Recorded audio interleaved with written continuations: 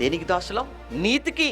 అంటే క్రైస్తవుడు అంటే నీతిమంతుడు, క్రైస్తవుడు అంటే నీతికి జరిగించేవాడు, క్రైస్తవుడు అంటే నీతిగా బ్రతికేవాడు, నీతి కోసం, దేవుని కోసం, న్యాయం కోసం, వాక్యం కోసం దేవుని లెక్క చేయనివాడు, కల్మషం లేనివాడు క్రైస్తవుడు, కపటం లేనివాడు, మోసం లేనివాడు, అబద్ధమాడనివాడు, మాట అవునంటే అవును, కాదంటే కాదు అన్నట్లుగా బ్రతికేవాడు క్రైస్తవుడు. ఏంటండి మన గురించి వ్రాయబడిన మాటలు! ఒక్కొక్క మాట, ఒక్కొక్క క్యారెక్టర్ గురించి బైబిల్ చదువుతున్నప్పుడు చీ అనిపిస్తుంటది. ఏంటి ఎంతగానో మన మీద దేవుడు పెట్టుకున్నాడు, ఎంతవరకు మనం ఆయన పెట్టుకున్నటువంటి నమ్మకానికి నిలబెట్టగలుగుతున్నాం? ఒకప్పుడు మనం పాపానికి దాసులం, కానీ ఇప్పుడు నీతికి దాసులం. ప్రభునందు ప్రియమైన దేవుని పిల్లలారా, ఈరోజు దేవుని గురించినటువంటి కొన్ని ప్రాముఖ్యమైన విషయాలను, సంగతులను మీకు తెలియచేయాలి అని ఆశతో మీ ముందు నిలబడ్డాను. దేవుణ్ణి నమ్మిన తర్వాత, లేదా ముందుగా ప్రపంచంలో మనుషులను 2 భాగాలుగా మనం విభజిస్తే, ఒకటి నాస్తికులు, 2 ఆస్తికులు. ఆస్తికులు అనగా దేవుణ్ణి నమ్మిన వారు, నాస్తికులు అనగా దేవుడిని నమ్మని వారు, దేవుడు లేడు అన్నవారు. మనమంతా ఆస్తికుల భాగంలో మనం వస్తే, ఆ గుంపులోకి దేవుడు ఉన్నాడు అని నమ్మిన తర్వాత మరలా దేవుళ్ళ పేరుతో ప్రపంచం ముక్కలైపోయింది, తెలియంది కాదు. దేవుడు ఉన్నాడు అని నమ్మిన మనుష్యులు దేవుళ్ళ పేరుతో ముక్కలైపోయారు. చరిత్రను చూసినప్పుడు దేవుళ్ళ పేరుతో యుద్ధాలే చేశారు, దేవుళ్ళ పేరు మీద రక్తాన్ని ఏరులై పారించిన చరిత్ర కూడా మన కళ్ళ ముందుంది. దీనంతటి గల కారణం దేవుని గూర్చి లేదా దేవుని పైన సరి అయిన ఆలోచన, అవగాహన మనుషులకు లేకపోవడం అని ఖచ్చితంగా చెప్పాలి. అలా అని దేవుని గురించి మనం మాట్లాడాలి అన్నప్పుడు, లేదా దేవుడు ఎలా ఉంటాడు, దేవుడు ఎవరు, దేవుని యొక్క క్యారెక్టర్స్ ఏంటి అని ఎలా మనం చెప్పాలి, మనం చెప్పడం అనేది తప్పవుతుంది. కారణం ఏంటంటే, మనిషి స్వార్థపరుడు, అందులో అనుమానం లేదు. దేవుడు ఇలా ఉండాలి అని, ఇలా ఉంటాడు అని మనిషి ఎవరు డిసైడ్ చేయటానికి, మనిషి ఎవరు నిర్ణయించటానికి?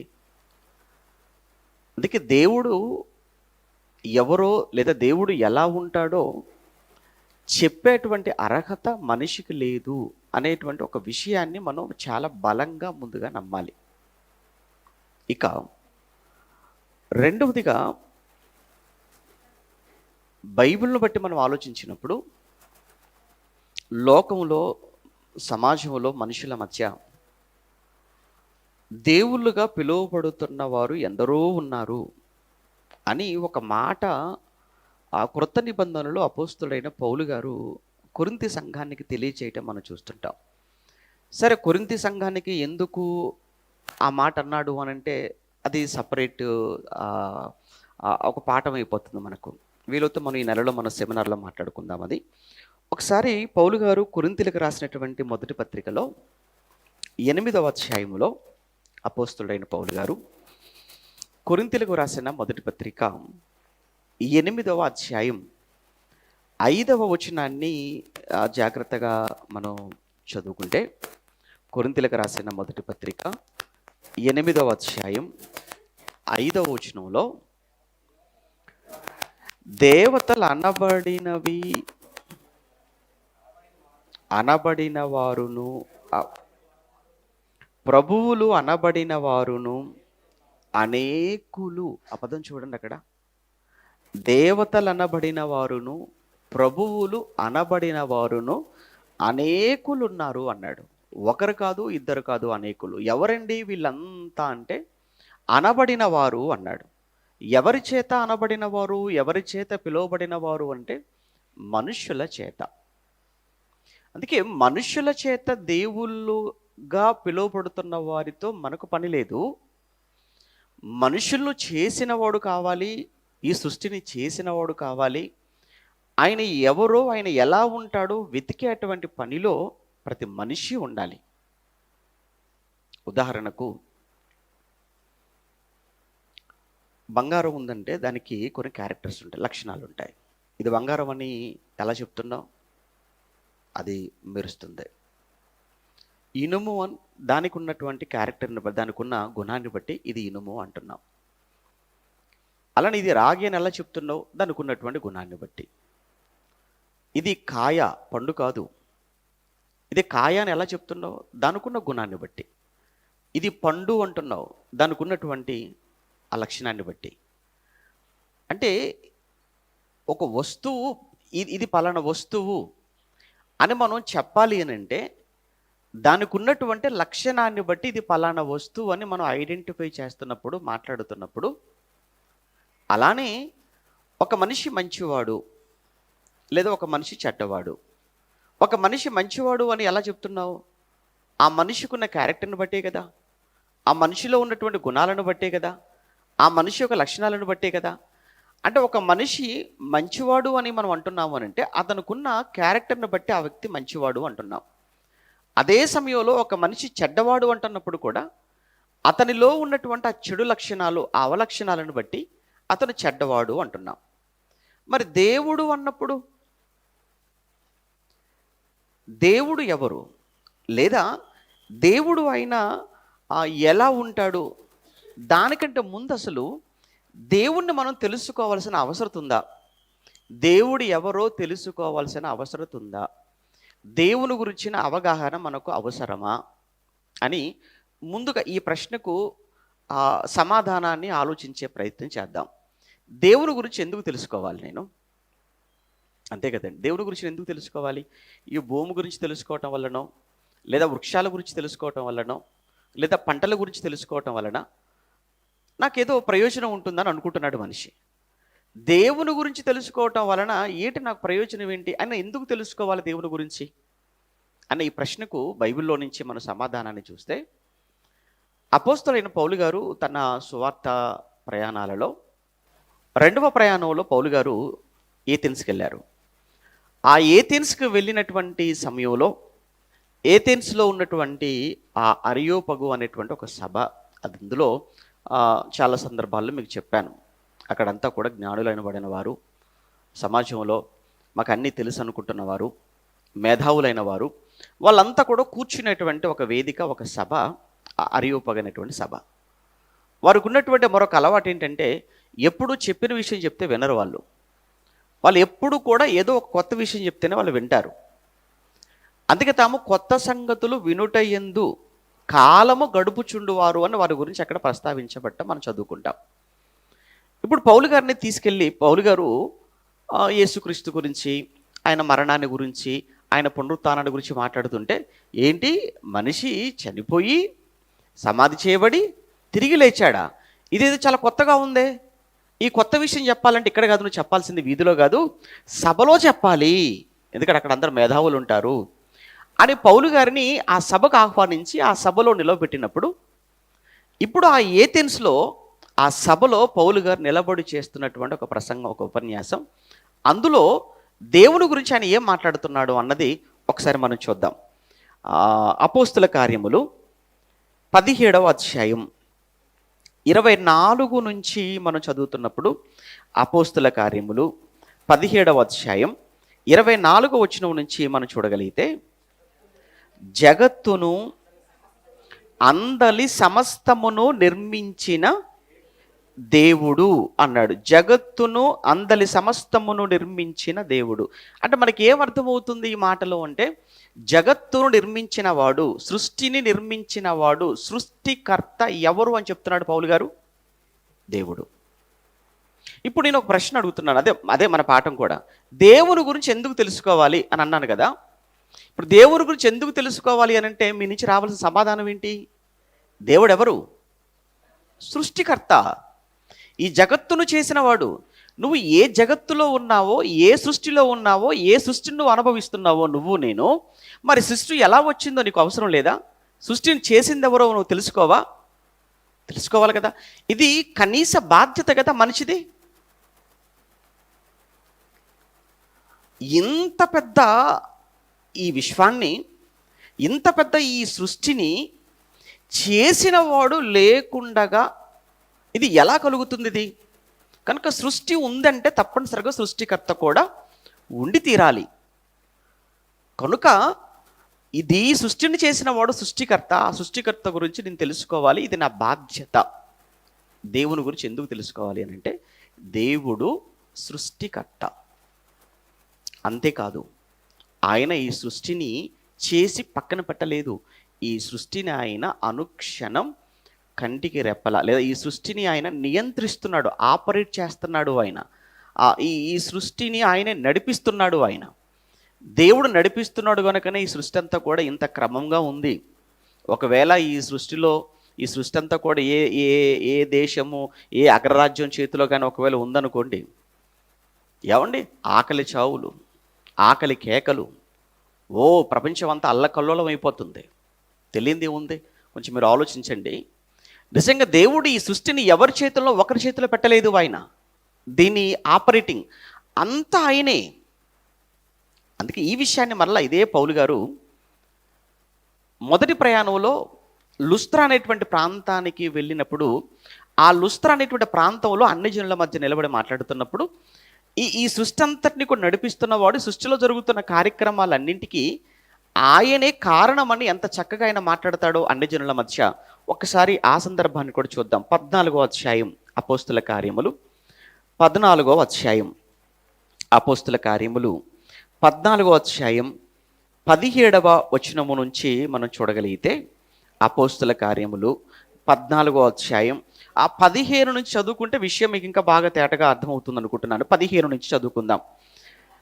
15 నుంచి, అయ్యలారా మీరు ఎందుకు ఇలాగు చేయుచున్నారు? అయ్యలారా మీరు ఎందుకు ఇలాగు చేయుచున్నారు? మేము కూడా మీ స్వభావం వంటి స్వభావము కలిగినటువంటి నరులమే. పౌలు గారు అక్కడ ఆ బలహీన పాదములు కలిగినటువంటి ఒక వ్యక్తిని పౌలు గారు అక్కడ స్వస్థపరిచినప్పుడు, బాగు చేసినప్పుడు ఆ ఊరిలో అందరూ ఆశ్చర్యపోయి ఇది మనుషుల వల్ల జరిగినటువంటి కార్యక్రమం కాదు, ఇది దేవుడే చేశాడంటే కంటే దేవుడే మనుషుల రూపంలో వచ్చారు. వాళ్ళు అక్కడ ఫీల్ అయింది ఏంటంటే, దేవుడే మనుష్యుల రూపంలో వచ్చారు. ఇదిగో పౌలు అనేట ఆయన ఒక దేవుడు. ఆ తర్వాత ఇక్కడ ఉన్నటువంటి ఏమంటే పక్కన బర్నబా గారు, ఆయన ఒక దేవుడు. అందుకే పౌలు గారికి వచ్చేసేమో ఏమని పేరు పెట్టారట? ఆయనకి హెర్మే అని పేరు పెట్టారట. బర్నబా గారిని వచ్చేసేమో జుపతి అని ఆలోచించి, ఇక ఏ మాత్రం కూడా మనం ఆలస్యం చేయకూడదు. ఇంత చేసినటువంటి వీళ్ళకు మనం కానీ సన్మానం చేయకపోతే అది మంచిది కాదు అని అప్పటికప్పుడు ఆ దేవాలయంలో, ఏమన్నా ఆ ఊర్లో చివరిలో దేవాలయం ఉంది, ఆ దేవాలయంలో పూజారు ఉన్నాడు. ఎడ్ల బండి కట్టేశారు, బలులు ఇవ్వటానికి, దండలేయటానికి నానా హడావుడి చేసేటువంటి సమయంలో అప్పుడు పౌలు గారు మాట్లాడుతున్న మాట, మమ్మల్ని మీరు దేవుళ్ళు అనుకుంటున్నారా? మేము అక్కడి నుంచి వచ్చేసాము ప్రత్యేకంగానే మీరు భావిస్తున్నారా? అయ్యలారా మేము దేవుళ్ళము కాదు, మేము కూడా. అంటే ఆ మాట ఎందుకన్నాడు మీకు చెప్పడానికి పై సందర్భాన్ని చదివించాను. 14వ వచనంలో అప్పుడు ఏమంటున్నాడు? 15వ వచనంలో, అయ్యలారా మీరు ఎందుకు ఇలాగూ చేయుచున్నారు? మేము కూడా మీ స్వభావం వంటి స్వభావము కలిగిన నరులమే. మీరు ఈ వ్యర్థమైన వాటిని విడిచిపెట్టి ఆకాశమును, భూమిని, సముద్రమును, వాటిలో ఉండు సమస్తమును సృజించిన జీవము గల దేవుని వైపుకు తిరగవలనని మీకు సువార్త ప్రకటించుచున్నాము. ఆకాశమును, భూమిని, సముద్రమును, వాటిలో ఉండు సమస్తమును సృజించిన వాడు దేవుడు. అంటే సృష్టికర్త దేవుడు. సేమ్ అక్కడ 17వ అధ్యాయంలో మనం మాట్లాడుకుందాం. జగత్తును అందరి సమస్తమును నిర్మించిన వాడు దేవుడు అన్నాడు. ఇక్కడ కూడా ఆకాశమును, భూమిని, సముద్రములో ఉండు సమస్తమును నిర్మించినటువంటి వాడు దేవుడు. జీవము కలిగిన ఆ దేవుని వైపు మీరు తిరగాలని చెప్పేసి అని అంటున్నాడు అని చెప్పి 17వ వచనంలో, అయినను ఆయన ఆకాశము నుండి మీకు వర్షమును, ఫలవంతములైన ఋతువులను దయచేయచ్చు, ఆహారమును అనుగ్రహించుచు, ఉల్లాసముతో మీ హృదయములు నింపుచు, మేలు చేయుట చేత తండ్రి గూర్చి సాక్ష్యము లేకుండా చెయ్యలేదని బిగ్గరగా చెప్పిరి. అంటే ఈరోజు ఋతు కార్యక్రమాలు జరుగుతున్నాయి కదా, ఆ ఋతు కార్యక్రమాలు జరుగుతున్నాయి కనుకనే కదా వేసవికాలం, ఆ తర్వాత వర్షాకాలం, ఆ తర్వాత శీతాకాలం. ఈ కాలాలన్నీ జరుగుతున్నాయి. ఈ కాలాలలో మనమంతా ఆనందంగా ఉంటున్నాము, మనమంతా సంతోషంగా ఉంటున్నాము అని అంటే నీ హృదయాన్ని ఉల్లాసంతో సంతోషముతో నింపేవాడు, నీ కడుపు నింపేవాడు, నీ దాహం తీర్చేవాడు, నీ ఆకలి తీర్చేవాడు ఎవరు అంటే ఆ సృష్టికర్త, ఆ దేవుడు. అంటే ఇప్పుడు దేవుని గురించి ఎందుకు తెలుసుకోవాలి? దేవుడు అంటే ఈ సృష్టిని చేసినవాడు దేవుడు కనుక ఆయన గురించి నేను తెలుసుకోవాలి. దేవుని గురించి ఎందుకు తెలుసుకోవాలి అని అంటే ఆయనే నేను ఈరోజు సంతోషంగా ఉండటానికి కారకుడు ఆయనే కనుక నేను ఆయన గురించి తెలుసుకోవాలి. ఒక విషయం తెలిసిపోయింది. దేవుని గురించి నేను ఎందుకు తెలుసుకోవాలి అన్నదానికి, దేవుడు అనగానే ఆయన సృష్టిని కలిగించిన సృష్టికర్త, ఈ సృష్టిలో అన్ని జరిగించేవాడు, ఈ సృష్టికి ఆయన ఒక ప్రభువుగా రాజుగా ఉండి ఈ కార్యక్రమాలన్నింటినీ కూడా చక్కగా జరిగించి మనుషులందరి యొక్క ఆకలి తీరుస్తూ మనుషులందరి హృదయాలను ఉల్లాసంతో నింపుతున్నవాడు కనుక నేను దేవుని గురించి తెలుసుకోవాలి. అది మొదటి విషయం.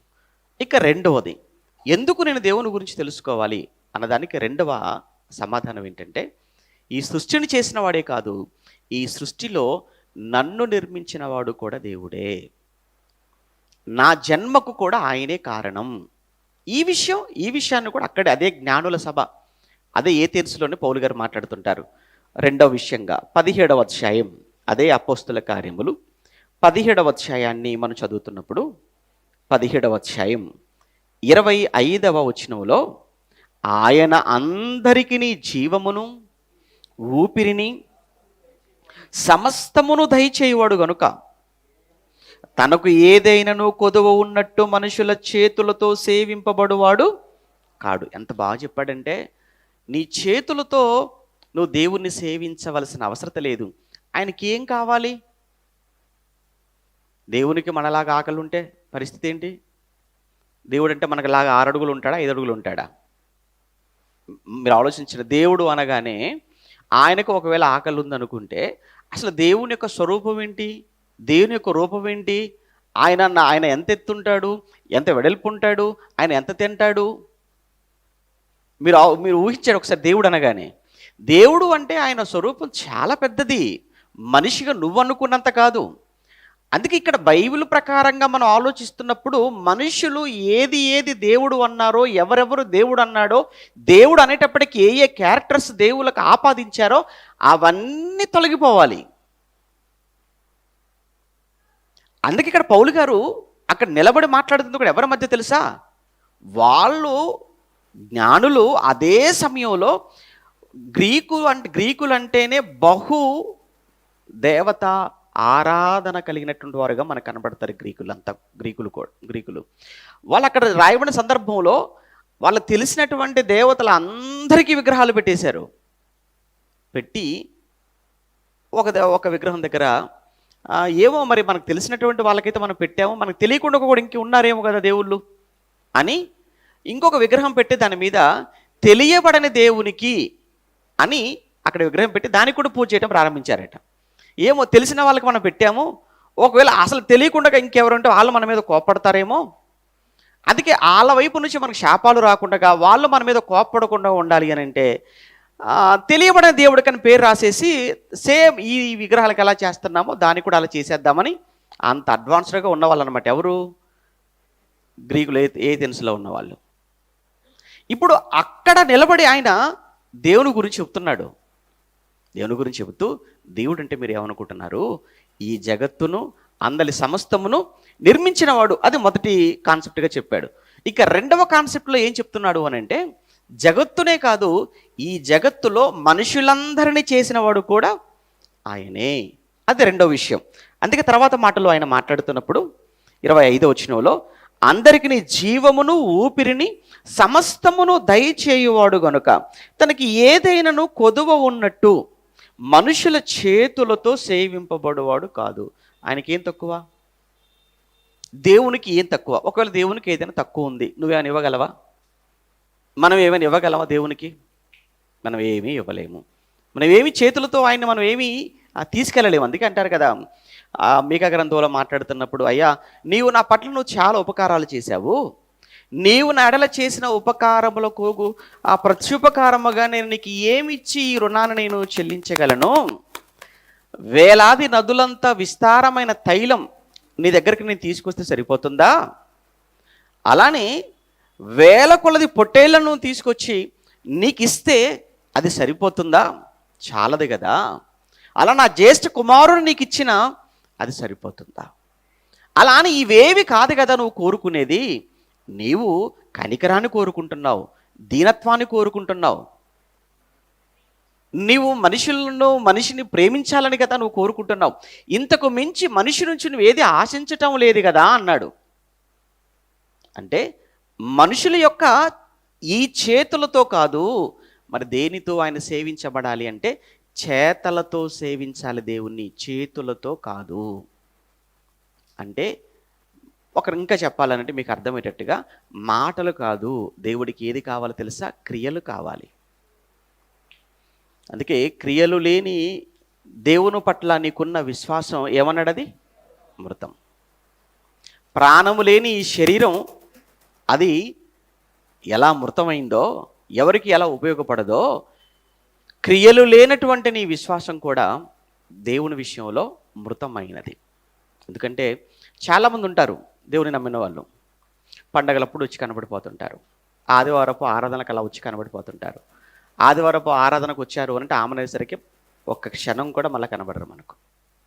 కేవలం ఏంటంటే ఏదో ఆదివారం కనుక ఆరాధనకు వెళ్ళాలి కనుక వెళితే మనకేదో మంచి జరుగుతుంది కదా అని వచ్చి వెళ్ళిపోయేవారు తప్ప, దేవుని కొరకు ఏదైనా చేద్దాం, దేవుని కొరకు బతుకుదాం, సంఘంలో ఎవరు అనారోగ్యంతో ఉన్నారు, ఎవరు కష్టాల్లో ఉన్నారు, ఎవరు సమస్యల్లో ఉన్నారు, ఇలా సంఘ కార్యక్రమాలేంటి, ఈ వారపు కార్యక్రమాలేంటి, అన్నింటిలో నేను ఉండాలి, చెయ్యాలి, ఇవ్వాలి అని ఇంత ఆలోచన ఎంతమందికి ఉంటుంది? ఉండదు. పక్కపక్కనే కూర్చుంటారు, కనీసం వందనాలు కూడా చెప్పుకోరు. ఇది దేవుని సేవించటమా? ఇది దేవుణ్ణి ప్రేమించటం అంటే కాదు అంటున్నాడు ఆయన. ఆయన నీ చేతులతో కాదు, నీ చేతలతో సేవించబడేవాడు అని చెబుతూ అసలు పాయింట్లోకి వెళ్ళిపోతే, మనం అసలు విషయంలోకి వెళ్ళిపోతే రెండో విషయంగా ఆయన చెప్తున్నాడు 26లో, యావత్తు భూమి మీద, భూమినే కాదు, జగత్తునే కాదు, యావత్తు భూమి మీద కాపురముండుటకు ఆయన అనగా దేవుడు ఒకని నుంచి ప్రతి జాతి మనుష్యులను సృష్టించి, చాలు.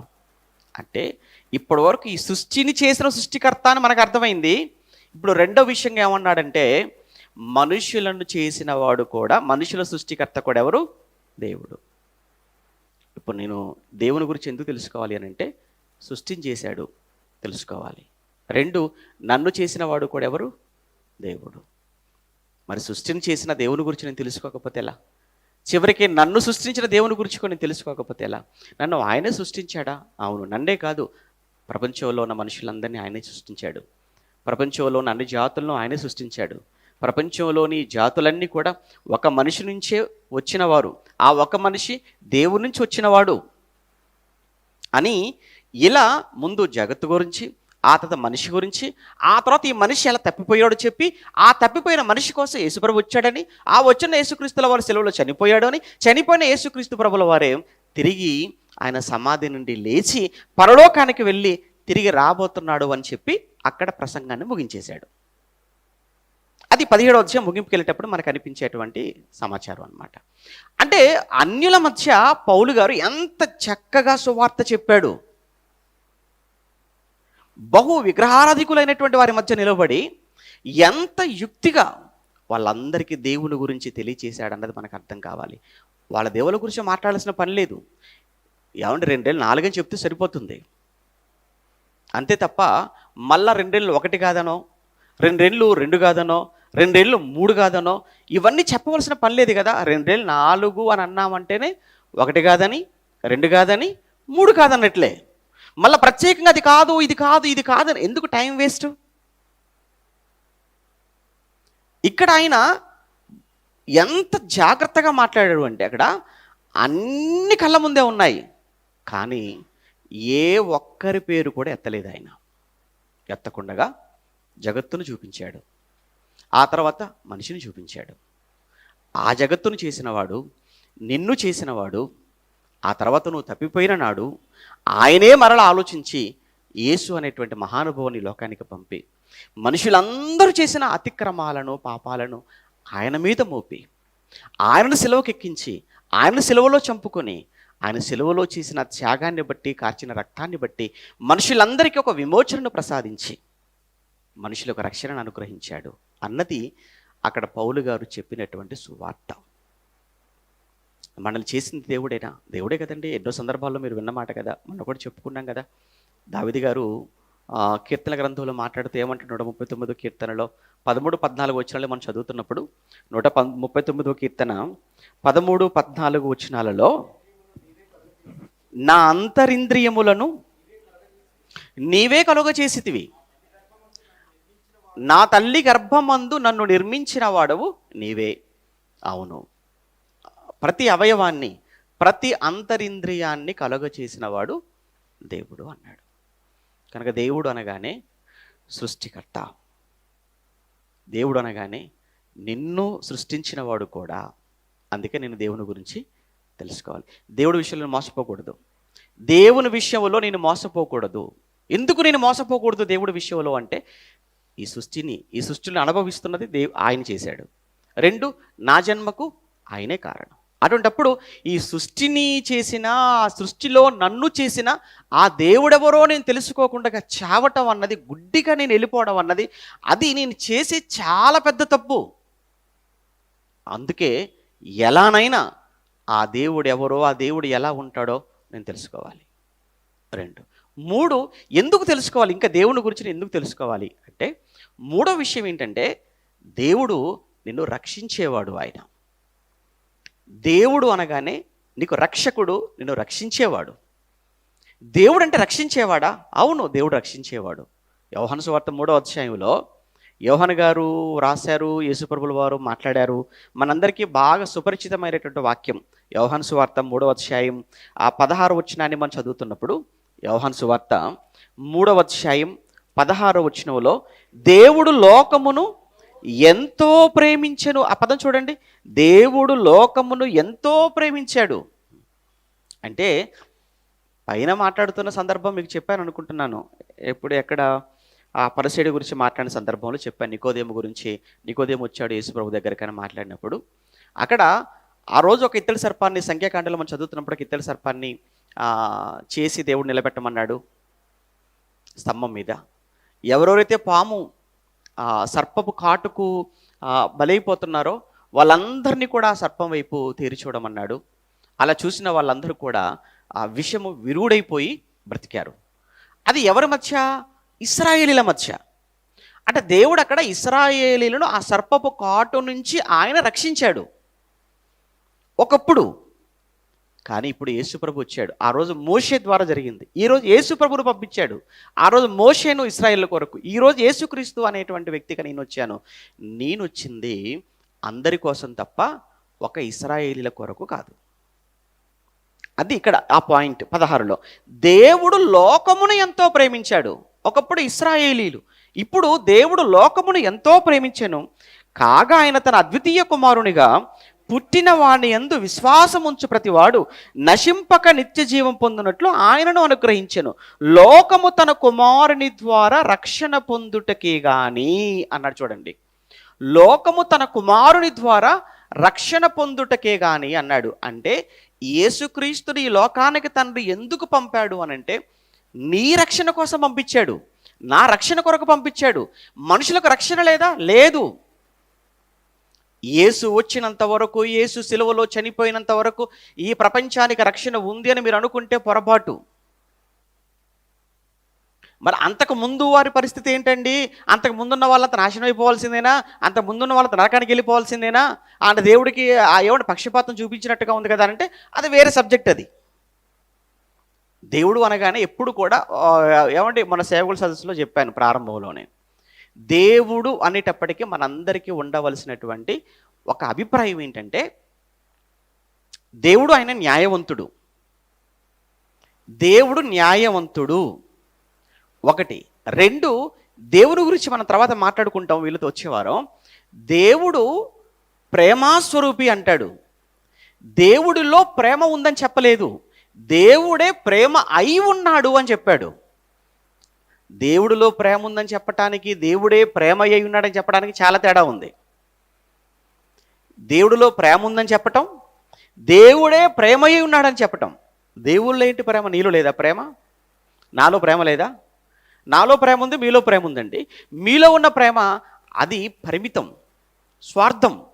ఏంటంటే నా భార్య, నా పిల్లలు, నా కుటుంబం. నా భార్య, నా భర్త, నా పిల్లలు, ఆ తర్వాత ఇంక ఎవరైనా. మరి దేవుడు అలాంటి వాడేనా? కాదు. దేవుడు గురించి మాట్లాడుతున్నప్పుడు ఆయన మంచివారి మీదను చెడ్డవారి మీదను, నీతిమంతుల మీదను అనీతిమంతుల మీదను వర్షాన్ని కురిపిస్తున్నాడు అన్నాడు, సూర్యున్ని ఉదయింపచేస్తున్నాను అన్నాడు. ఏది నువ్వు చేయి చూద్దాం. అలా నీలో కూడా ప్రేమ ఉంది కదా. అందుకే దేవుని దగ్గరకు వచ్చేటప్పటికీ దేవుడు ఆయన కంప్లీట్గా దేవుడు అంటే ఒక ప్రేమ. అందుకే ఆయన ప్రేమ స్వరూపం అయింది. కనుక దేవుణ్ణి ఎప్పుడూ కూడా మనం తప్పు పట్టడానికో, దేవుళ్ళో లోపాలు వెతకడానికో మనం ప్రయత్నం చేయకూడదు. కనుక అంతకు ముందు అంటే అది వేరే విషయం అని చెప్పేసి అన్నాను కదా. ఇక్కడ మనం ఆలోచిస్తే యేసుక్రీస్తుని లోకానికి పంపాడు తండ్రి అంటే ఎందుకు పంపాడు అంటే దానికి ఆయన చెప్తున్న సమాధానం ఏంటంటే తన కుమారుని ద్వారా రక్షణ పొందుటకే గాని అన్నాడు. అంటే యేసుక్రీస్తు ద్వారా మనలందరినీ కూడా రక్షించాలని చెప్పి దేవుడు అనుకున్నాడు. అందుకే దేవుడు నన్ను రక్షించాలనుకున్నాడు, దేవుడు నాకు రక్షణను ఇవ్వాలనుకున్నాడు. అందు గురించి ఆయన గురించి నేను తెలుసుకోవాలి. ఏమండి, ఇప్పటివరకు ఎన్ని విషయాలు ఎందుకు తెలుసుకోవాలి దేవుని గురించి? 1, సృష్టికర్త కనుక. 2, నన్ను సృష్టించిన వాడు కనుక. 3, నన్ను రక్షించాలనుకున్నవాడు కనుక. ఎవరికీ లేదా? ఎవరికీ లేదు. ఇప్పుడు అందరికీ కావాలా దేవుడు? ఈరోజు యేసు అందరికీ అవసరం అంటే ఈరోజు యేసుక్రీస్తు అందరికీ అవసరం. ఒకానొక సమయంలో ఐథియోపియా దేశానికి కందాకే అనే ఆవిడ రాణిగా ఉంటే ఆవిడ దగ్గర నపుంసకుడు ఆర్థిక మంత్రిగా ఉంటాడు, ఫైనాన్స్ మినిస్టర్ అండి. ఏమండి, అక్కడ ఆఫ్రికాలో ఇథియోపియా అనేటువంటి కంట్రీలో ఆ రోజు నపుంసకుడుగా ఒక దేశానికి ఆర్థిక మంత్రిగా ఉన్న వ్యక్తి ఆరాధన కొరకు యెరూషలేముకి వెళ్ళాడు. తిరుగు ప్రయాణంలో యెషయా గ్రంథాన్ని తెచ్చుకున్నాడు. ఆ యెషయా గ్రంథాన్ని తీసి చదువుతున్నాడు. ఫిలిప్పును దేవుడు అతని దగ్గరికి పంపాడు. వెళ్ళేటప్పటికి ఆయన ఒక భాగాన్ని చదువుతున్నాడు, యెషయా గ్రంథంలో ఒక భాగాన్ని. అప్పుడు ఆయన అడిగాడు, అయ్యా నువ్వు చదువుతున్నావు కదా, నువ్వు చదువుతూ నీకు ఏమైనా అర్థమవుతున్నానంటే ఆయన ఒప్పుకున్నాడు. ఆర్థిక మంత్రే నిజం ఒప్పుకున్నాడు. ఆర్థిక మంత్రి నిజం ఒప్పుకున్నాడు. మీకు ఎందుకు చెప్తున్నాను అని అంటే మనం ఏ దేశానికి మంత్రులం కాదు, ఏ రాష్ట్రానికి మంత్రులం కాదు. కానీ తప్పు చేసుకుని నిజం ఒప్పుకోవాలంటే మనకు మన ఈగో అస్సలు ఒప్పుకోదు. ఎందుకు? నేను ఒప్పుకోవడం ఏంటి? దబాయించటం. అవసరమైతే ఇంకా నీదే తప్పు అనేటట్టుగా వద్దు. ఎందుకని ఇదంతా? ఇప్పుడు నిజంగానంటే బైబిల్లో తప్పులు అనేవి అందరూ చేస్తుంటారని దేవుడు అన్నాడు. కానీ ఆ తప్పులను ఒప్పుకొని వదిలిపెట్టేవాడి విషయంలో దేవుడు కనికరాన్ని చూపిస్తానన్నాడు. అదే కదండి, అతిక్రమములు దాచిపెట్టుకున్నవాడు వర్ధిల్లడు, దానిని ఒప్పుకొని విడిచిపెట్టువాడు ఏమవుతాడన్నాడు? వర్ధిల్లుతాడు. నోరుంది కదా, అందరూ తప్పుగా మాట్లాడతారు. అందరి నోట్ల పవిత్రమైనటువంటి బైబిల్లో 66 పుస్తకాలు ఉన్న మాటలే వస్తాయా? రావు. ఎప్పుడు అందరు నిజాలు చెప్పుకుంటూ వెళ్ళిపోతుంటారా? లేదు. కానీ ఏదైనా పొరపాటు జరిగినప్పుడు, ఏదైనా తప్పు జరిగినప్పుడు ఆ తప్పును మనం ఒప్పుకొని దాన్ని వదిలిపెట్టితే దేవుడు కనికరిస్తాడు. దేవుడు మంచివాడండి. మనుషుల్లాగా తొందరపడి నిర్ణయాలు తీసుకునేవాడు కాదు. దేవుడు ఆవేశపరుడు కాదు. ఆయన చాలా ఆలోచనకర్త. దేవుడు అంటేనే ఆలోచనకర్త, సమాధానం, దీర్ఘశాంతం. కనుక ఆయన తొందరపడిని దూరం చేసుకునేవాడు కాదు. అంత మంచి దేవుడి దగ్గరికి మనం వచ్చిన తర్వాత పొరపాటు జరిగినప్పుడు ఆ జరిగిన పొరపాటును మనిషి ముందు కాకపోయినా గదిలోకి వెళ్ళైనా, తలుపులు వేసుకొనైనా, కిటికీలు వేసుకొనైనా, మోకాళ్ళు వేసి కన్నీళ్ళు పెట్టుకొని ఆ దేవుణ్ణి క్షమించమని అడిగే గొప్ప మనసు ఎవరికి ఉంటుంది? ఉండదు. ఏదో వస్తుంటాము, కూర్చుంటాము, పాడుతుంటాము, చేస్తుంటాము. చివరికండి ఆ రొట్టె దగ్గరకు వచ్చినప్పుడు ఏమండి, ఆ ప్రభువు ఆ శరీరము అని ఆ ప్రభు శరీరాన్ని జ్ఞాపకం చేసుకునేటప్పుడు కూడా, చివరికి ప్రభువు చిందించిన రక్తాన్ని తీసుకుంటున్నప్పుడు అది జ్ఞాపకం చేసుకుంటున్నప్పుడు కూడా మనసులో కల్మషము, కపటము, వేషధారణ, మోసము, పగ, అసూయ, ద్వేషాలతో ప్రభు వాళ్ళలో మనం పాలు పంచుకుంటున్నాము అని అంటే ఇంకా చాలా పెద్ద తప్పు చేసిన వాళ్ళం అవుతున్నామని బైబిల్ చెప్పింది. అపరాధులం అయిపోతున్నాం మనం తీసుకొని. ఇంకా వద్దు. ఇక్కడ మాత్రం సమాధానముగా ఉన్నట్టుగా ఉండి బయటికి వెళ్ళిన తర్వాత వివాదాలతో బతుకుతున్నాము అని అంటే అదొక బ్రతుక, అదొక క్రైస్తవ జీవితమా, అదొక క్రైస్తవుని లక్షణమా? మీరు ఆలోచించండి, ఎంతవరకు సమంజసమా? చాలా తప్పు జరుగుతుంది. తప్పు చేయకూడదు కదా, మరి తెలిసింది కదా.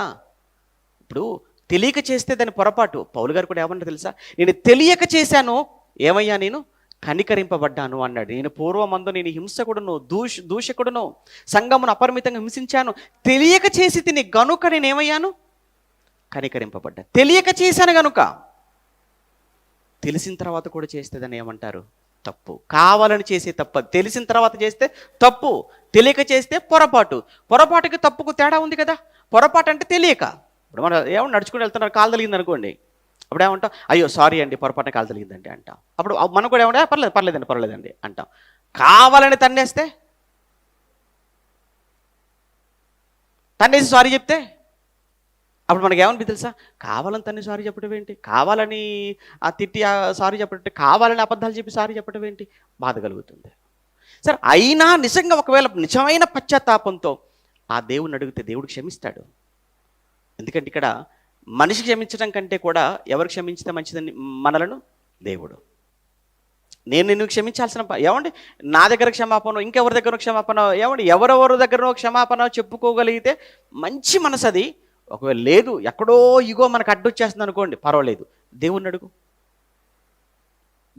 పర్వాలేదు. దేవుని క్షమిస్తే చాలు. దేవుడి దగ్గర నువ్వు క్షమాపణ పొందుకుంటే నేను ఎవరు ఆపలేరిక. దేవునికి తోడుగా ఉంటే నీకు ఇంకా అపజయం లేదు. దేవునికి తోడుగా ఉంటే నిన్ను ఎవరూ అడ్డుకోలేరు. ఆ దేవునికి తోడుగా ఉండాలి అని అంటే అదే ఆ ఒప్పుకోవటం అనేది కావాలి. ఆర్థిక మంత్రి అడుగుతున్నాడు ఫిలిప్పును, చదువుతున్నది నీకు అర్థమైందా అన్నాడు. అప్పుడు ఆయన అంటేనే ఏమన్నాడు తెలుసా?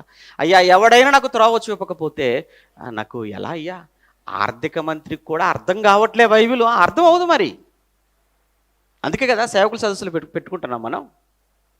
అలానే బైబిల్ అందరికీ ఏమంటే బైబిల్లో నేనేదో పండితున్నానని ఎప్పుడు చెప్పుకోలేదు. ఎవరు పండితులు గారు? మనకు నేర్పించిన జయశీల్ గారని నేను విద్యార్థిని అన్నాడు. ఆ తర్వాత ఇక మన స్థాయి ఏంటి చెప్పండి? కనుక బైబిల్లో ఎవరు పర్ఫెక్ట్ కాదు. బైబిల్లో విద్వాంసులు, పండితులు అంటూ ఎవరు లేరు. అందరూ విద్యార్థులే. ఎందుకంటే బైబిల్ అంతా నాకు వచ్చేసింది అన్నవాడు ఇప్పటివరకు ఒక్కరు లేరు. స్టిల్ ఇప్పటికీ మేము ఇంకా నేర్చుకుంటున్నాం, ఇప్పటికి ఇంకా మేము చదువుతున్నాం. అయ్యా 70 ఏళ్ళు ఆయన చదువుతూనే ఉండాలి, 80 సంవత్సరాలు ఆయన చదువుతూనే ఉండాలి. చచ్చేంతవరకు బైబిల్ ముందు కూర్చొని బైబిల్ను నువ్వు ఎంత ధ్యానించినా, ఎంత చదివినా అది తరగనిది. అందరికీ అర్థం కాదు. కాకపోతే తెలుసుకున్న విషయాలలో కొన్ని ఎక్కువ విషయాలు తెలుసుకుంటారు, కొంత తక్కువ విషయాలు తెలుసుకోవచ్చు, అంతే తప్ప అన్నీ తెలిసినటువంటి వారు మాత్రం ఎవరు లేరు. ఇక్కడ ఆర్థిక మంత్రి అయ్యా నాకు తెలియట్లేదు అన్నాడు. అప్పుడు ఫిలిప్పు వెళ్ళాడు, చెప్పాడు. మార్గమధ్యలోకి వెళ్ళాడు. ఇలాగానే నీళ్లు కనబడ్డాయి, రథం ఆపండి అన్నాడు. అప్పుడు వెంటనే అయ్యా నాకు ఇచ్చేసేయండి, నాకు రక్షణ ఇచ్చేసేయండి, నాకు రక్షణ కావాలి. ఇదంతా 8వ అధ్యాయంలో ఉంటుంది, తర్వాత చదువుకోండి. అంటే ఒక ఆర్థిక మంత్రి అపోస్తుల కార్యములలో 8వ అధ్యాయంలో నాకు బాప్తిస్మం ఇవ్వండి, నాకు రక్షణ ఇచ్చేసేయండి అన్నాడు. అంటే ఆర్థిక మంత్రికి కూడా ఏం అవసరమైంది? రక్షణ. అది చెప్పడానికి మీకు అంతా చెప్పుకొచ్చాను. మరి ఆర్థిక మంత్రికి రక్షణ అవసరమైందని నీకు అవసరం లేదా? నాకు అవసరం లేదా? మనందరికీ కావాలి. ఆ రక్షణను ఇవ్వగలిగిన వాడు ఒకే ఒక్కడు, ఆయన యేసుక్రీస్తు ప్రభుల వారు. అందుకే పేతురు గారు 4వ అధ్యాయంలో అపోస్తుల కార్యంలో మాట్లాడుతున్నప్పుడు, అపోస్తుల కార్యములు 4వ అధ్యాయం 12వ వచనంలో, అపోస్తుల కార్యములు 4వ అధ్యాయం 12వ వచనంలో, మరి ఎవని వలనను, అపదం చూడండి, మరి ఎవన వలనను రక్షణ కలగదు, ఈ నామముననే మనం రక్షణ పొందాలి. ఎవని వలనను రక్షణ కలగదు. ఎంత స్ట్రైట్గా చెప్పేశాడు చూడండి. ఏమండి పేతురు గారు ఎంత డైరెక్ట్గా మాట్లాడుతున్నాడు చూడు. ఎవని వలన రక్షణ కలగదు? యేసుక్రీస్తు వలన. పాప వీళ్ళకి ఎలా కనబడుతున్నాడు అంటే ఆయన రక్షించుకోలేకపోయాడు, నిన్నే రక్షిస్తాడు అని వీళ్ళు మాట్లాడుతున్నారు అమాయకులు. ఆయన నిన్ను రక్షించడానికి ఆయన అక్కడికి ఎక్కడన్న సంగతి నీకు అర్థం కావట్లేదు. ఆయన నిన్ను రక్షించడానికి ఆయన సిలువనెక్కవలసి వచ్చింది. నీకు రక్షణ ఇవ్వటానికి ఆయన చనిపోవలసి వచ్చింది. అలాని సిలువలోనే చూస్తున్నావు. తెల్లవారి 3వ రోజును చూడట్లేదు నువ్వు. అంతవరకు చూసి ఆగిపోయావు. తర్వాత చూడు, 3వ రోజుకి సమాధిని మూసివేసిన ఆ రాయిని దొర్లించుకొని ఆ మహానుభావుడు ఎలా బయటకు వచ్చాడో, ఎలా 40 రోజులు అందరికీ తాను ప్రత్యక్షపరుచుకున్నాడో, అందరూ చూస్తుండగా ఎలా మేఘము పైన పరలోకానికి ఎలా కొనిపోబడ్డాడో అది చూడవెందుకు? దాని గురించి మాట్లాడట్లేదు ఎందుకు? ఏదో ఒక నిస్సహాయుడుగా, ఒక అభాగ్యుడుగా, చేతకాని వాడుగా, బలహీనుడుగా ఆ సిలువలో కనబడుతున్నాడు అని అది చూపిస్తున్నావు తప్ప ఆ తర్వాత ఎందుకయ్యా వదిలేసావు? కనుక ఇక్కడ మనం ఆలోచిస్తుంటే ఎవని వలనను అన్నాడు. అందుకే మీరు 16వ అధ్యాయం చదువుతున్నప్పుడు కూడా పౌలు గారి ఆ 2వ ప్రయాణంలో పౌలు గారు ఫిలిప్పికి వెళ్ళినప్పుడు చెరసాల అధిపతి పౌలు శీలలను కొట్టి చెరసాలలో వేస్తే మధ్యరాత్రి కాగానే పౌలు శీలలు వాళ్ళు చేసే ప్రార్థనలకు పాటలకు భూకంపం రావటం, చెరసాల తలుపులు అన్నీ కూడా తెరుచుకోవటం, ఖైదీల సంఖ్యలో ఊడిపోవటం, ఇంకేముంది అందరూ తప్పించుకొని వెళ్ళిపోయారు అని చెప్పేసి అని చెరసాల అధిపతి తాను చంపుకోపోవటం. అప్పుడు వెంటనే పౌలు గారు నువ్వు ఏ హాని చేసుకోవద్దు అని చెప్పగానే అప్పుడు వెంటనే అతని నుంచి వచ్చిన 2వ మాట తెలుసా? అయ్యా, రక్షణ పొందడానికి నేనేం చేయాలి? అడుగుతున్నది ఎవరో తెలుసా? రక్షక భటుడు. అడుగుతున్న వ్యక్తి రక్షక భటుడు. ఖైదీలందరికీ రక్షగా ఉన్నటువంటి ఆ రక్షక భటుడే పౌలు గారి దగ్గరకు వచ్చి, ఒక ఖైదీ అయిన పౌలు గారి దగ్గరకు వచ్చి అంటున్నాడు, రక్షణ పొందుటకు నన్ను ఏం చేయమంటారు పౌలు గారు అంటున్నాడు. అంటే ఒక రక్షక భటుడికి కూడా రక్షణ అవసరం, ఒక ఆర్థిక మంత్రికి రక్షణ అవసరం, భూమి మీద పుట్టిన ప్రతి మనిషికి ఏమవసరం? రక్షణ. ఆ రక్షణ ఇవ్వగలిగింది ఎవరు? యేసుక్రీస్తు. యేసుని ఈ లోకాన్ని పంపింది ఎవరు? దేవుడు. మరి ఇప్పుడు నా దేవుని గురించి తెలుసుకోవద్దా? ఇంత చేసిన దేవుని గురించి నేను తెలుసుకోవాలి కదా. మరి తెలియజేయడానికే కదండి బుధవారపు తరగతులు, తెలియజేయటం కోసమే కదా ఆదివారపు ఆరాధనలు, తెలియజేయటం కోసమే కదా నెలల సెమినార్లు, తెలియజేయటం కోసమే కదా చుట్టుపక్కల కార్యక్రమాలు. ఏం తెలుసుకోవాలని లేదా? లేదా అంతా తెలిసిపోయిందనా? అంత తెలిసిపోయిందనా? తెలుసుకోవాల్సింది ఏమీ లేదనా? ఏమనుకోవాలి? ఎలా అర్థం చేసుకోవాలి? ఇది మీకే కాదు, అందరికీ. ఒక్కసారి మీరు ఆలోచించండి. నాకే బాధగా ఉంటే ఈ సృష్టిని నీ కోసం చేసినవాడు, నిన్ను తల్లి గర్భంలో నిర్మించినవాడు, నిన్ను ఈ భూమి మీద తీసుకుని వచ్చినవాడు, నిన్ను కంటికి రెప్పలా కాపాడుకుంటున్నవాడు, నీకు ఊపిరినిచ్చినవాడు, జీవాన్ని ఇచ్చినవాడు, నీ కొరకు యేసు నీ లోకాన్ని పంపినవాడు, నీ కోసం ఆయన చంపుకున్నవాడు దేవుడు. ఆయనకి ఏ బాధ ఉండదా? నీకు ఎలాగో మా బాధ మీకు అర్థం కాదు, కానీ దేవుడి బాధ కూడా మీకు అర్థం కావట్లేదా? మీకు ఎలాగో మనుషుల బాధలు మీకు ఎలాగో పట్టవు, మీకు అర్థం కావు. ఒక సేవకుడి బాధలు మీకు అర్థం కావు, కనీసం దేవుడి బాధ కూడా మీకు అర్థం కావట్లేదా? దేవుని ముఖం చూసి కూడా రావాలనిపించట్లేదా? దేవుని బట్టి, వాక్యాన్ని బట్టి కూడా మీకు వెళ్ళాలన్న కోరిక మీకు కలగటం లేదా? చెయ్యాలన్న ఆలోచన మీకు రావటం లేదు అని అంటే ఎందుకంటే దేవుని నమ్మటం, ఎందుకంటే భక్తులు అని చెప్పుకోవటం, ఆయనను బట్టి కూడా మీకు మార్పు రావట్లేదు అంటే ఇక ఏం చేస్తే మారుతారు? ఎలా మారుతారు? కానీ దేవుని గురించి తెలుసుకోవాలా? తెలుసుకోవాలి. ఎందుకు తెలుసుకోవాలి? ఆయన నన్ను రక్షించేవాడు కనుక. ఇక ఈ రోజుకు చివరగా దేవుని గురించి నేను ఎందుకు తెలుసుకోవాలి అని అంటే, దేవుడు నాకు నిత్య జీవాన్ని ఇచ్చేవాడు. దేవుడు నాకేమిస్తాడు? రక్షణ ఇస్తాడు. తర్వాత నన్ను నిత్య జీవం లేదా పరలోకానికి నడిపించేవాడు. అందుకు నేను ఆయన గురించి తెలుసుకోవాలి. ఏంటి నిత్య జీవమా అంటే, మరి ఇక్కడున్నది ఇది కాదా? నిత్య జీవం కాదా? ఇక్కడ కాదండి. ఈ భూమి మీద మనం అందరం కూడా ఎలా ఉన్నామన్నాడు? ఈ భూమి మీద మనందరం పరదేశులమా? పరదేశులం. యాత్రికులమా? యాత్రికులం. ఈ భూమి మీద మనం అందరము పరదేశులమని, యాత్రికులమని ఒక పేతురు గారు తను రాసిన మొదటి పత్రిక 2వ అధ్యాయం 11వ వచనంలో ఏమన్నాడు? ఈ భూమి మీద మనం అందరము పరదేశులమును యాత్రికులము అన్నాడు. ఒకనాడు అబ్రహాం, ఇస్సాకు, యాకోబుల గురించి మాట్లాడుతున్నప్పుడు హెబ్రీ పత్రిక 11వ అధ్యాయం 13, 14 వచనాలలో వారు కూడా భూమి మీద ఏమనుకున్న వాళ్ళంతా విశ్వాసంతో మృతి పొందారు అన్నాడు.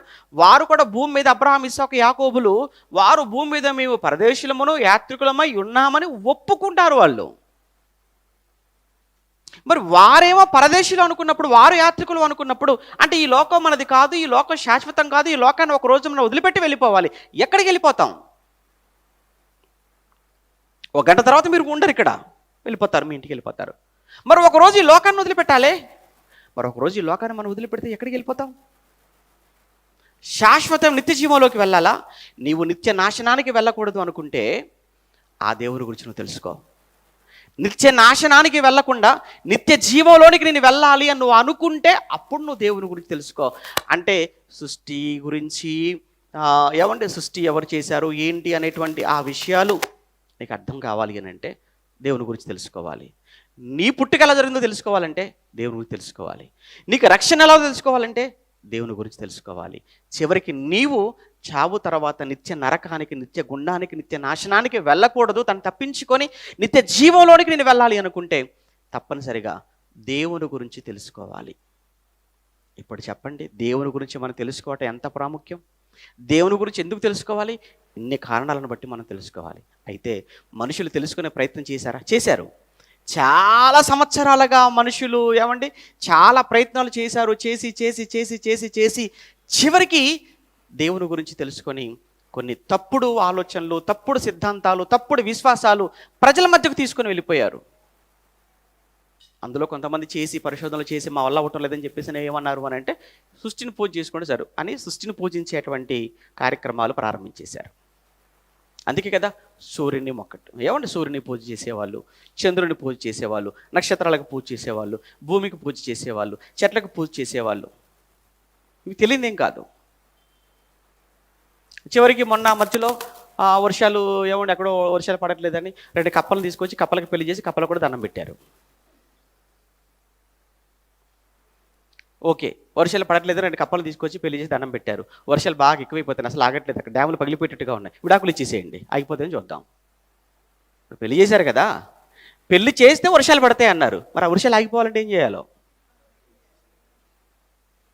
ఇప్పుడు బాగానే కనిపెట్టారు, వర్షాలు పడాలంటే 2 కుక్కలకు పెళ్లి చేయాలి, 2 కప్పలకు పెళ్లి చేయాలి, 2 గేదెలకు పెళ్లి చేయాలని బాగానే తెలుసుకున్నారండి. పర్వాలేదు, మీ పరిశోధనకి హ్యాట్స్ ఆఫ్. మరి వర్షాలు ఎక్కువైపోయి వరదలు వచ్చేసి మొత్తం కాలువలు నిండిపోయి, చెరువులు నిండిపోయి, డ్యాములు నిండిపోయి, మొత్తం ఊర్లు ఇండ్లు కొట్టుకొని వెళ్ళిపోతుంటే ఆపడానికి ఏం కనిపెట్టలేదా? ఇది మనుషుల పరిశోధనలు. దేవుళ్ళ పేరు మీద దేవుణ్ణి తెలుసుకోవాలని మనుషులు పరిశోధన చేస్తే ఎలా ఉంటుందో చెప్పడానికి ఒక ఎగ్జాంపుల్ అన్నమాట. ఇక మరికొంతమంది సృష్టి దగ్గర నుండి ఆగిపోతే మరికొంతమంది ముందుకు వచ్చేసి మనుషులను దేవుళ్ళుగా చేసేసారు. మనుషుల్లో కూడా ఎవరు? దేవుళ్ళు. రాజులు దేవులుగా చేసినారు, చక్రవర్తులు దేవులుగా కొలిసిన సందర్భాలు మనకు తెలుసు. ఏమంటే యుద్ధంలో ఎవరైనా కానీ ముందుండి పోరాడి విజయాన్ని తీసుకొస్తే అతను దేవుడిగా చేసేసారు. ఒక రాజకీయ నాయకులు దేవుడిగా చేసేసారు. చివరికి వచ్చేసరికి సినిమా హీరోలు హీరోయిన్లను కూడా దేవుళ్ళుగా దేవతలుగా చేసి వాళ్ళకు కూడా గుడులు కట్టిన సంస్కృతి మన తమిళనాడులో చూస్తుంటాం. ఆ మధ్యకాలంలో నమిత అని ఒక హీరోయిన్ తమిళనాడులో, ఆవిడకు గుడి కట్టేశారు. ఆవిడకు ముందు ఇంకొక హీరోయిన్ ఉండే ఖుష్బు అని, ఆవిడకు గుడి కట్టేశారు. ఆ తర్వాత ఖుష్బు ఆవిడ ఏదో మాట్లాడేసిందని, నోటి దోలతో నోరెక్కువ ఏదో మాట్లాడేసిందని కోపం వచ్చేసి గుడి పగలగొట్టేశారు. వాళ్ళే మరలా కట్టిన వాళ్ళే. ఏమండి ఒక సినిమా హీరోకి గుడి కట్టేశారు. చివరికి ఏమంటే మనం ఇక్కడ వెళ్తుంటే, మనం హైదరాబాద్ వెళ్తుంటే ఎక్కడో గాంధీ గారికి కూడా గుడి ఉంటుంది, మీకు తెలుసు లేదు, చౌటుపల్లి దగ్గర ఎక్కడో మొత్తం లెఫ్ట్ సైడ్లో ఇటు మహాత్మా గాంధీ ఆయన కూడా గుడి కట్టేశారు. మన అమ్మ ఎలక్షన్లకు ముందు మోదీ గారికి ఆయనకు గుడి కట్టేశారు, వైఎస్ గారికి గుడి కట్టేశారు. ఇటు వీళ్ళందరూ దేవుళ్ళే. అందుకే దేవుడు అంటే ఏంటి, అసలు దేవుడు అంటే ఎవరు, ఎలా ఉంటాడు? అందుకే మనం తెలుసుకోవాలి. ఏంటి సృష్టిలో, ఏంటి మనుషులు. ఇక మరికొంతమంది ఏం చేశారు, పరిశోధనలు చేసి చేసి చేసి ఇక మాకు అర్థం కావట్లేదు, అసలు దేవుడు అనేవాడు లేడు. చివరికి వచ్చిన రిజల్ట్ లేదు, ఈ సృష్టి కాదు, మనుషులు కాదు, అసలు దేవుడు అనేవాడే లేడు అని నాస్తిక గుంపు ఒకటి బయలుదేరిపోయింది. వారే ప్రపంచవ్యాప్తంగా విస్తరించేసి దేవుడు లేడు అని ప్రచారాలు చేసుకుంటూ దేవునికి సమాజాన్ని మనుషులను దూరం చేస్తున్నారు. చూసారా, చివరికి వచ్చేసరికి ఇది జరిగింది. ఇప్పుడు మన ముందు ఉన్నది ఏంటి, అసలు ఇంతకు దేవుడు ఎవరు, దేవుడు ఎలా ఉంటాడు? ఇది వచ్చే వారం చెప్తాను. ఈ వారానికి ఇంతటితో ముగించేస్తాను. ప్రార్థన చేసుకుందాం. ప్రేమగల తండ్రి, పరిశుద్ధుడా, మీ ఘనమైన శ్రేష్టమైన నామానికి వందనాలు. ఇప్పటి వరకు మీ పిల్లలకు చెప్పాలనుకున్న ప్రతి విషయాన్ని ఏదీ దాచుకోక చెప్పాను. నిజమే, మీ గురించి మేము ఎందుకు తెలుసుకోవాలి? మీరు మాకు ఏం చేశారని మీ గురించి మేము తెలుసుకోవాలి. ఈరోజు మీ పిల్లల ముందు అదే మాట్లాడాను. వచ్చేవారం ఇంకా పరిపూర్ణంగా మీ గురించి తెలుసుకోవటానికి సహాయం చేయమని కోరుతూ, ఈ మాటలు ప్రత్యక్షంగానూ లైవ్ ద్వారా పరోక్షంగానూ విన్న మీ పిల్లలు మీరు జ్ఞాపకం చేసుకోండి. సంఘము ద్వారా జరుగుతున్న నానా విధములైన కార్యక్రమాలను మీ పాదాల చెంత పెడుతున్నాం. ఇప్పటి వరకు నాయన ఏ రోజు మమ్మల్ని సిగ్గుపరచక ప్రతి కార్యక్రమాన్ని మీకు మహిమకరంగాను, వచ్చిన అనేక మంది మీ పిల్లలకు దీవెనకరంగాను మీరు జరిగిస్తూ వచ్చారు. ఈ నెలలో తలపెట్టిన సెమినార్ కానీ, స్వార్థ కార్యక్రమాలు కానీ అన్నింటినీ మీ చేతుల్లో పెడుతున్నాము. మరలానైన సెప్టెంబర్ మాసంలో సేవకుల సదస్సు పెట్టాలన్న ఆలోచనలో ఉన్నాం. అక్టోబర్లో 5 రోజుల పాటు సెమినార్ కోసం ఆలోచన కలిగి ఉన్నాం. వీటన్నిటినీ తండ్రిగా మీరు దీవించండి, మీ బిడ్డలకు దీవెనకరంగా మలచండి. ఈ కార్యక్రమాలన్నింటి కోసం ప్రార్థించే కుటుంబాలు, సహకరించే కుటుంబాలు, సహాయం చేసే కుటుంబాలు అందరినీ మీ చేతుల్లో పెడుతున్నాం. మంచి ఆరోగ్యాన్ని, ఆయుష్ను ప్రసాదించండి. సంఘంలో క్షేమాన్ని ఇవ్వండి. ఆత్మీయ జీవితంలో మేమంతా కూడా దినదినము ఎదగడానికి కృప చూపించమని కోరుతున్నాం. అనారోగ్యంతో, ఆర్థిక ఇబ్బందులతో, మానసిక సమస్యలతో బాధపడుతున్న మీ బిడ్డలను కూడా మీ చేతులకు అప్పగిస్తున్నాం. తండ్రిగా వారందరినీ మీరు ఆదరించి, కనికరించి వాళ్ళందరినీ కూడా నాయన ఆ సమస్యల్లో నుంచి విడిపించి వారి జీవితాలలో సంతోషాన్ని నింపమని ప్రార్థిస్తూ, మరొకసారి ఈ సంఘం ద్వారా జరుగుతున్న అనేక కార్యక్రమాలకు ఎందరో మీ పిల్లలు తమ చేయుతనిస్తున్నారు, తమ కష్టాన్ని ఇస్తున్నారు. జ్ఞాపకం చేసుకోండి. అలానే జరిగించే నేను వెళుతున్న ప్రయాణాల విషయంలో, సువార్త విషయంలో కూడా నెల నెల ఎందరో మీ పిల్లలు నా కోసం ఆలోచిస్తున్నారు, ప్రార్థిస్తున్నారు. ఎందరో కష్టాలలో నన్ను ఓదార్చారు, కన్నీళ్లు తుడిచారు, ధైర్యం చెప్పారు. ఆర్థికంగా కూడా ఎంతోమంది సహాయం చేస్తున్నారు. వారిని కూడా మీరు జ్ఞాపకం చేసుకోండి. ఇంత గొప్పదైన ఈ జ్ఞానాన్ని మాకు నేర్పించిన మీ కుమారులు మా తండ్రి గారిని కూడా మీ చేతుల్లో పెడుతూ, మరొకసారి సంఘాన్ని మీకు అప్పగించుకుంటూ, మీ చిత్తాన్ని జరిగించే నెరవేర్చే సంఘముగా ఎప్పుడూ ఈ సంఘం ఉండటానికి కృప చేయమని క్రీస్తు నామాన్ని ప్రార్థన మీకు సమర్పిస్తున్నాము తండ్రి. ఆమేన్.